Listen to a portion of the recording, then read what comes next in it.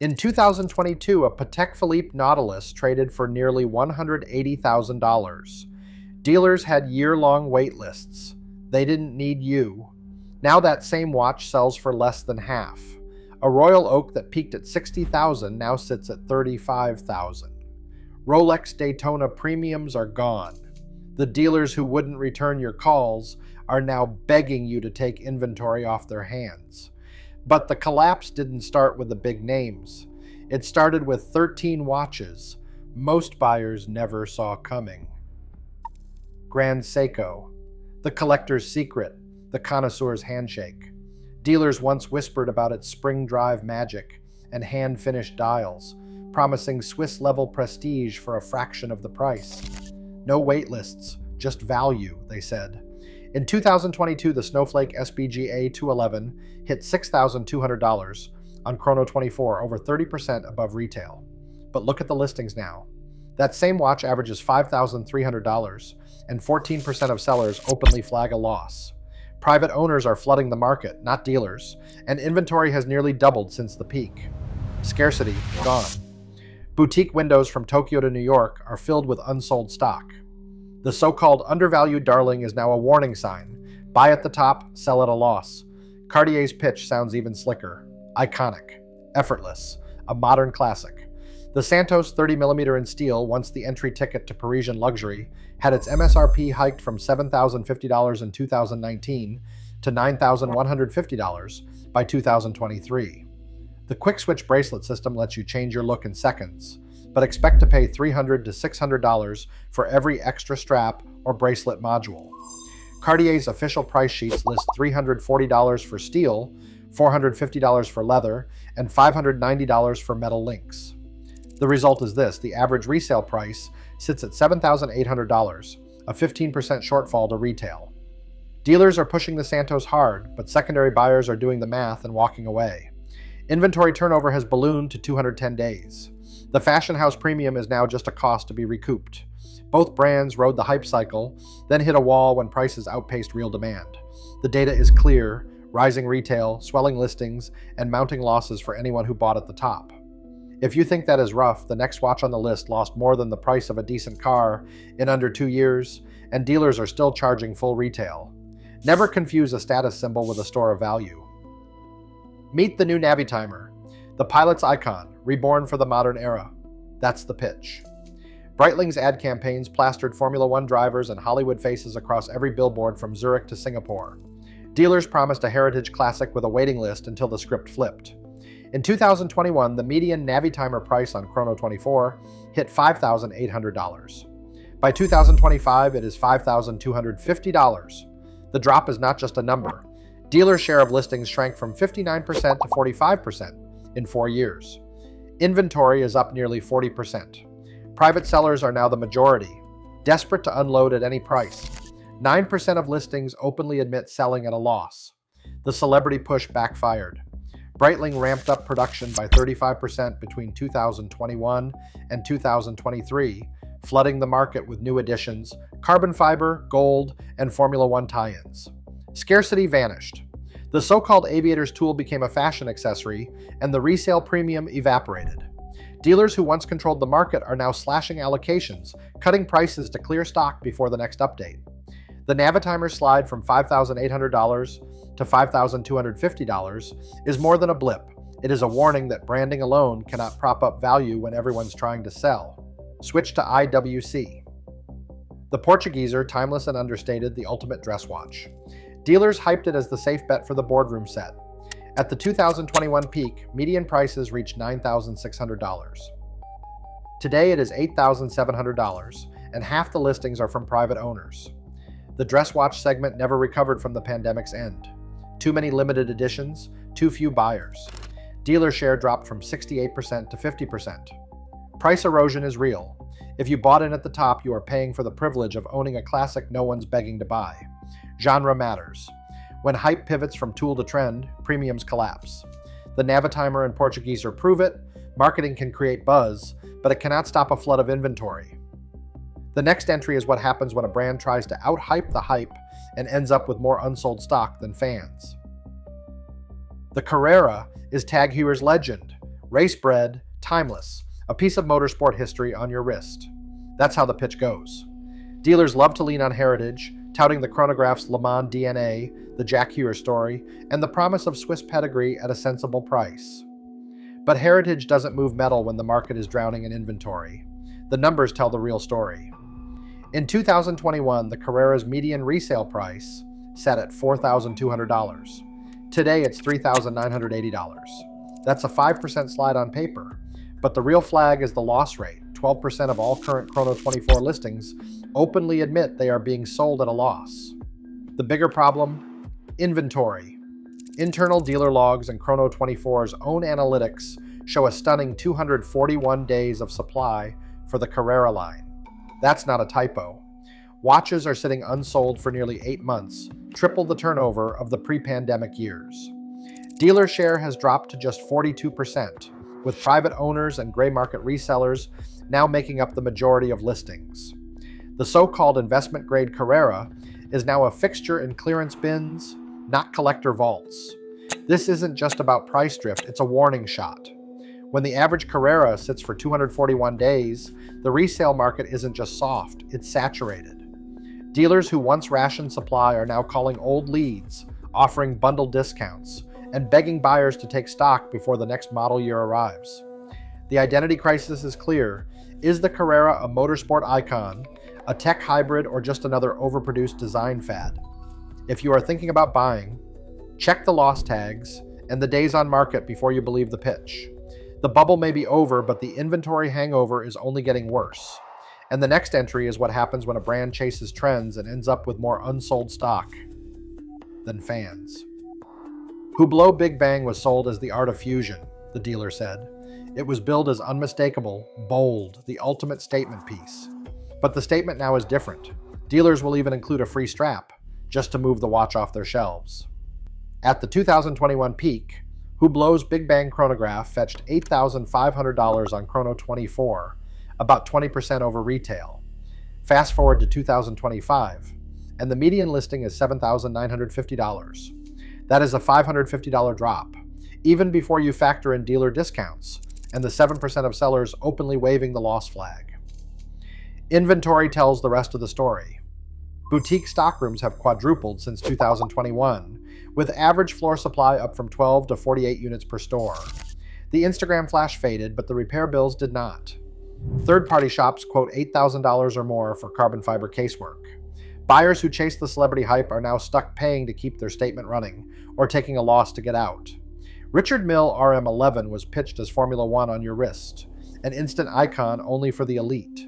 But the reality is a service bill that can wipe out your year's vacation budget. Official RM11 service invoices show $10,000 to $12,000 for a full overhaul, including labor, parts, and a mandatory post-service certification fee. When the market boomed, the RM11 hit a median of $165,000 in late 2021. By 2025, it is down to $155,000, a 35% to 50% slide from peak resale highs, depending on condition and box. 5% of current listings admit they are selling at a loss, but the real pain is hidden in private, direct messages and quiet listings. One flipper who bought at $148,000 and tried to sell after a $10,000 service quote said he lost $40,000 in 18 months just to keep the watch running. The numbers do not lie. Chrono 24's data shows that watches with service costs above 10% of their market price fall an extra 5 to 10% compared to similar models. The ownership drag is real. Dealers who once rationed Richard Mille now call old clients with bundle deals, hoping to clear stock before the next round of markdowns. The RM11 was supposed to be untouchable. Now it is a cautionary tale. When maintenance eats your margin, hype cannot save you. The verdict is clear. Hublot's Big Bang and the RM11 are no longer safe bets. They are liabilities. The bubble made flippers rich, but peak buyers are now quietly listing at losses, hoping someone else will buy the story. Do not confuse a flashy watch with a store of value. If you think this is brutal, the next entry lost more than the price of a decent car in under 2 years, and some dealers are still asking full retail. The Moonwatch, the Speedy, the only chronograph worn on the moon. Dealers still lean on the legacy, NASA, Apollo, the handshake with history. A forever watch, they promise. But the numbers on Chrono 24 tell a different story. In 2021, the Omega Speedmaster Professional commanded a median price of $6,900, about 25% over retail. Today, $5,750. That is barely 2% above retail, and for many, it is not even that. Here is the shocker. 21% of all Speedmaster listings now openly state selling at loss. That is not a typo. 1 in 5 sellers is waving the white flag just trying to get out. Inventory is up too. There are nearly 1,600 Speedmasters listed right now, more than double the 2021 peak. Dealers are outnumbered by private sellers, with dealer share dropping to 38%. The glut is not just numbers on a screen. It is real people, real money, and real regret. The days of the Speedmaster as a flip and profit legend are over. The flood of new variants, Moonshine Gold, Sapphire Sandwich, Snoopy editions, diluted the myth. Scarcity vanished. Now even the classic model 31130.4230 sits unsold for months, with private owners slashing prices to move stock before the next limited edition lands. Tudor Black Bay. The story is even rougher. Born to dare, they said. The affordable Rolex alternative. In 2021, Black Bay models traded at a 28% premium over retail. By 2025, the median listing is $4,750, 3% above retail on paper, but the real picture is worse. 18% of all listings are flagged as lost sales. Many are 15 to 25% below retail, especially for the BB58 and Pro models. The culprit is oversupply. Tudor tripled Black Bay production between 2022 and 2024, rolling out endless dial and case combinations. Inventory ballooned to 830 active listings, and dealer share shrank to 42%. The supposed smart buy is now a case study in how fast a hot watch can turn cold. The verdict is brutal. Speedmaster and Black Bay were once the safe bets, iconic, accessible, immune to bubble risk. Now they are leading the loss parade. The data does not lie, rising listings, falling prices, and loss flags everywhere. Buy at the top, and you are the liquidity for the next flipper. Do not let the heritage pitch fool you. When the market floods, even legends bleed. And if you think these are isolated cases, just wait. The next entry shows how even the untouchable heavyweights are losing their armor fast. Audemars Piguet Royal Oak, the icon, the original, the watch that started it all. Dealers still whisper about the 15500 and the legendary 15202 Jumbo, promising you a slice of horological royalty if you can find one. But the numbers do not lie. At the peak in early 2022, the Royal Oak 15500 in steel was trading hands for $60,000 on Chrono 24, nearly triple its retail price. By 2025, the median price is $35,000. That is a $25,000 drop, a 42% haircut for anyone who bought at the top. Inventory ballooned from 380 to over 500 active listings, and dealer share slipped from 77% to 54%. Scarcity? The boutique windows are still sparse, but the gray market is drowning in supply. The 15202 Jumbo holds a faint premium, just 8% above retail, but the days of guaranteed profit are over. Now even the most loyal AP collectors are fielding calls from dealers offering discounts, trade-ins, or bundle deals to move stock before the next reference arrives. Patek Philippe Nautilus, 5711, the unobtainable, the holy grail, the ultimate flex. That is what every dealer said when Patek announced the 5711 was discontinued in March 2021. Within weeks, the secondary price exploded to $112,000, nearly double its $68,000 retail. Auction houses fanned the flames with a 2004 5711 hammering for $120,000 at Christie's. Flippers lined up, convinced the supply squeeze would last forever. But the correction was brutal. By 2023, the median price had slumped to $78,000. In 2025, it hovers at $106,000, a 5% drop from the 2021 peak and only 2% above retail. Dealer share of listings has dropped from 82% to 55%. Lost tags are rare, but private sellers are quietly taking hits just to get out. Marco Rossi, a collector who bought in at $125,000, summed it up. He thought he was buying the next Rolex Daytona. He lost $40,000 in 18 months. The dealer stopped returning his calls. The paradox is clear. Scarcity was supposed to protect these watches. Instead, it created a frenzy that backfired. When everyone is convinced there is never enough to go around, prices go vertical until the music stops. Then even the untouchables bleed. For the Royal Oak, survivors are holding on, but the easy money is gone.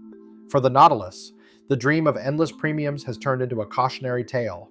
Buy at the top and you are the exit liquidity for the next flipper. If you think losing $40,000 on a Grail is rough, just wait. The next watch on the list is a household name, and its collapse will make even seasoned collectors wince. Rolex Submariner, the one everyone wanted, the most recognized watch on the planet. Timeless, impossible to get at retail. That was the pitch. In 2021, if you walked into a boutique, you would be told to forget it, 2-year wait list, maybe more. Dealers whispered about allocation only and hinted they could get you one for a price, $14,200 on Chrono 24, nearly $5,000 over retail. Flippers bragged about doubling up in months, but the music stopped. By April 2025, the median Submariner listing is $9,800, just 3% over the new retail of $9,550. Inventory, nearly 3,000 active listings, with dealer share down to 48%. The wait list is gone. Scarcity is gone. And here is the kicker. 19% of listings now openly state selling at a loss. The so-called investment Submariner now trades at retail or below for anyone who bought at the top. The premium is dead. Daytona, the king of hype, the ultimate flex, racing legend, always a prophet. That is what they told you. At the peak in 2021, the Daytona model 126500LN hit a median of $19,600, $5,000 over retail, and that was if you could even find one. Dealers rationed stock, called their best clients, and made you beg for a slot.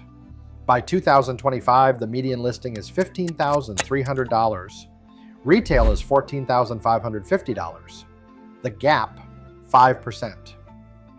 The days of $30,000 premiums are a memory. There are now 1,380 listed for sale, and more than half are from private sellers.